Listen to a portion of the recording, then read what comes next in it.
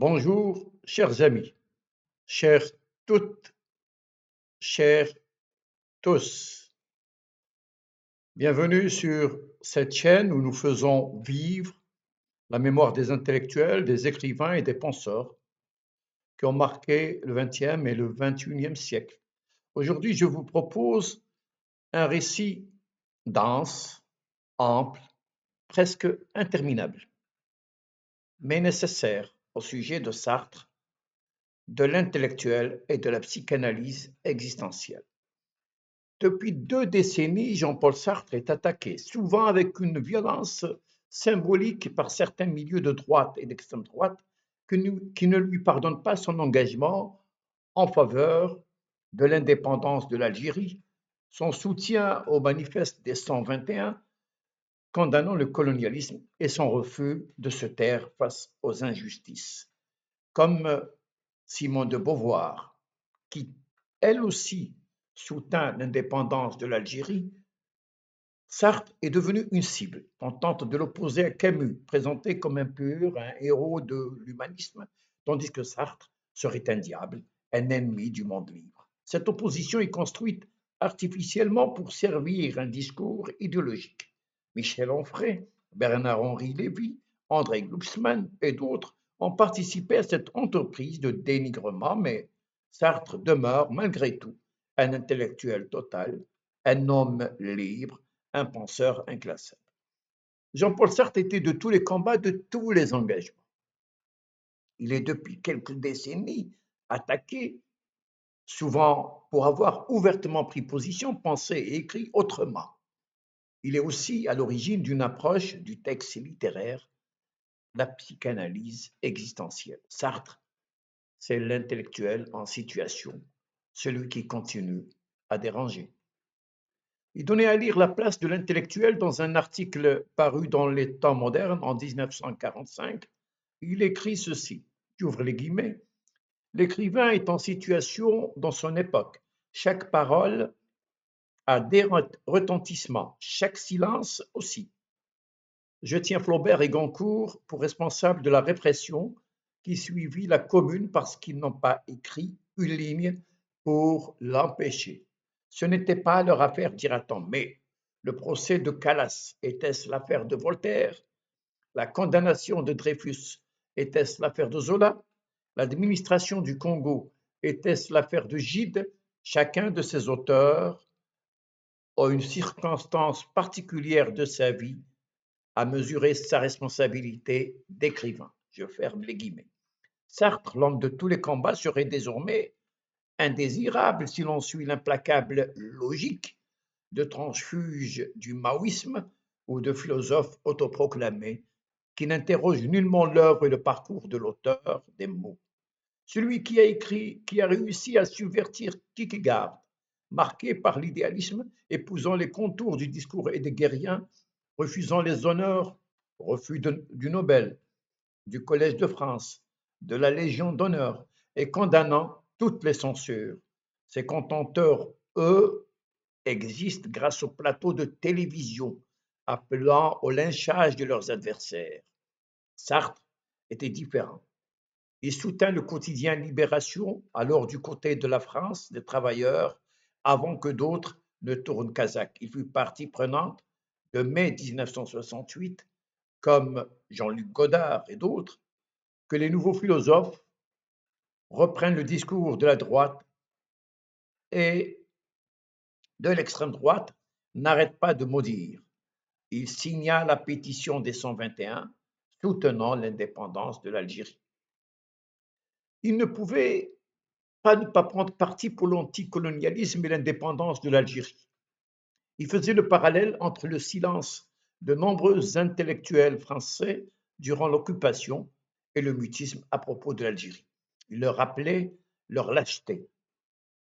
Il écrivait ceci, fausse candeur, fuite, mauvaise foi, solitude, mutisme, complicité refusée et tout ensemble accepté. C'est cela que nous avons appelé en 1945 la responsabilité collective.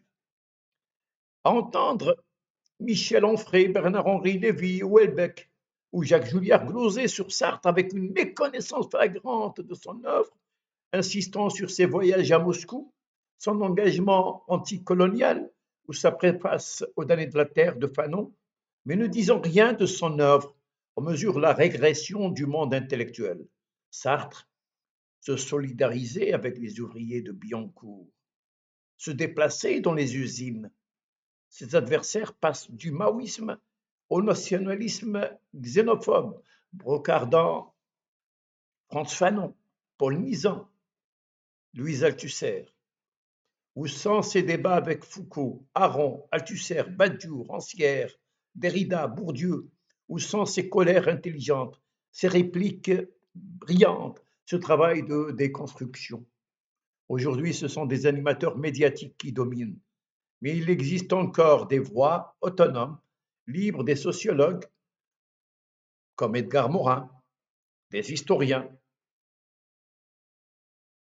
des écrivains, des hommes et des femmes de théâtre, en tente d'opposer Sartre à Camus, Camus, immense écrivain, mais qui, sur la question algérienne, choisit le déni de l'histoire.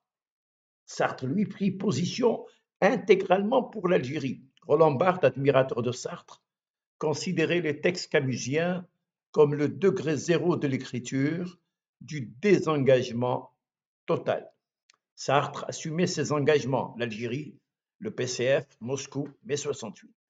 On lui inventa même une histoire de collaboration, alors que c'est Camus qu'il avait recruté dans Combat. Sa pièce Les Mouches, jouée en 1943, mettait en scène la nécessité de s'opposer à l'oppresseur. Ils ne peuvent pas pardonner à Sartre son anticonformisme, auteur d'une œuvre immense, amoureux de Faulkner, Flaubert, Baudelaire, Genet, réussit à combiner psychanalyse et marxisme, mettant en œuvre une méthode où l'homme s'intègre dans la totalité de l'histoire. Sartre est un génial touche-à-tout, philosophe, auteur dramatique, romancier. Il est de tous les engagements. L'enjeu est idéologique, de conception du monde, l'une ouverte, l'autre essentialiste, dogmatique. Sartre contre Camus, ce débat est instrumentalisé. Sartre a touché à plusieurs savoirs. Il proposa une démarche critique, la psychanalyse existentielle, pendant longtemps la critique sociologique et marxiste et la lecture psychanalytique dominée.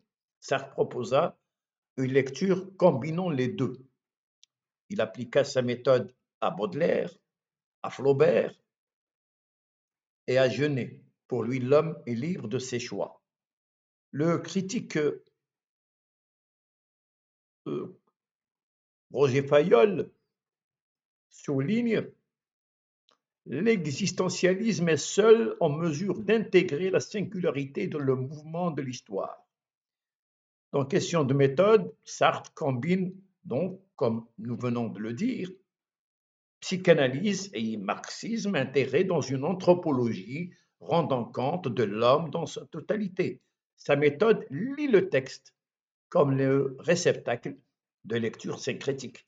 Pendant longtemps, euh, la,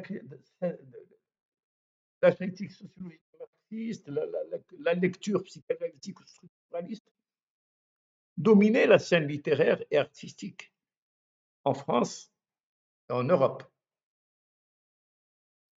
Le marxisme tenait une place centrale dans les débats intellectuels en Europe.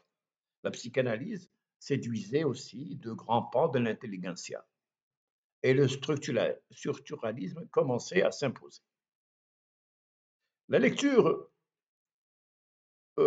sociologique et marxiste, comme la critique psychanalytique, avait un point commun: chercher la signification d'une œuvre en dehors de ses structures littéraires, dans les espaces sociaux, dans l'inconscient, dans les rapports de production. Sartre expliquait à propos de Faulkner: une technique romanesque renvoie toujours à la métaphysique du romancier. La tâche du critique est de dégager celle-ci avant d'apprécier celle-là. C'est ce qu'il disait, ce qu'il écrivait dans Situation 1, paru en 1947. Ainsi, la psychanalyse empirique cherchait à déterminer le complexe, à découvrir un déterminisme psychologique.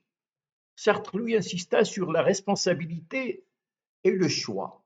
Il évacua la libido et l'inconscient, deux éléments fondamentaux de la psychanalyse, mettant en lumière le choix personnel par lequel chaque homme se fait homme.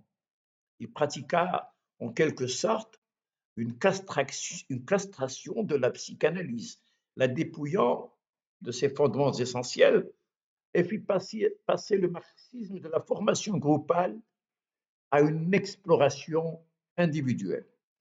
Les conduites étudiées par cette psychanalyse ne sont pas seulement les rêves, les actes manqués, les obsessions et les névroses, mais aussi les pensées de la veille, les actes réussis, le style.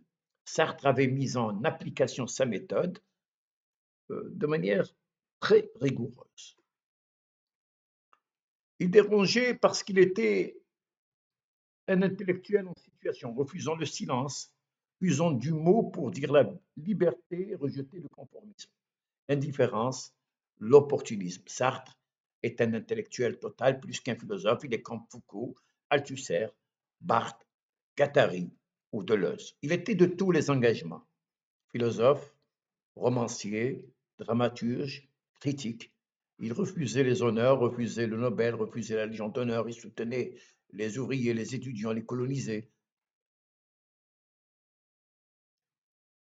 Ses adversaires, Michel Onfray, Bernard-Henri Lévy, André Glucksmann, Houellebecq, Jacques Julliard, l'attaquent, mais pour peut-être gagner en prestige. Ils insistent sur ses voyages à Moscou, son engagement anticolonial, mais taisent son œuvre. Camus, donc on oppose Camus à Sartre, euh, comme si on pouvait attaquer un homme, un penseur, qui a donné à lire le monde autrement. Barthes considérait les textes camusiens, comme je l'ai dit, le degré zéro de l'écriture, dans un engagement, mais cela n'empêche nullement que Sartre a produit de grandes œuvres. Sartre n'est pas mort, ses contenteurs l'ont-ils lu. Anne Mathieu, dans Le Monde diplomatique d'avril 1920, citait Bourdieu, qui écrivait ceci: les pressions de la bureaucratie d'État et les séductions de la presse et du marché des biens culturels menacent ce qu'il y avait de plus rare dans le modèle sartrien, le refus des pouvoirs et des privilèges mondains et l'affirmation du pouvoir intellectuel de dire non à tous les pouvoirs temporels. Sartre demeure un modèle rare, celui de l'intellectuel qui dit non, qui refuse les privilèges et qui assume la responsabilité de la parole. Voilà, mes amis, ce fut au sujet de Sartre, de l'intellectuel et de la psychanalyse existentielle, une mémoire vivante, une pensée tenace, une voix qui refuse le silence et l'opportunisme. Sartre, comme Simone de Beauvoir, comprit que le monde devait changer. Si vous aussi, vous pensez que ces figures doivent être découvertes, partagez cette vidéo, abonnez-vous et continuons ensemble à faire vivre les arts, la philosophie et l'histoire.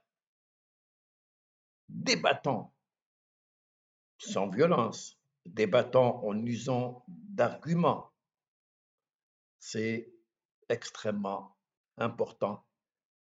Et merci de votre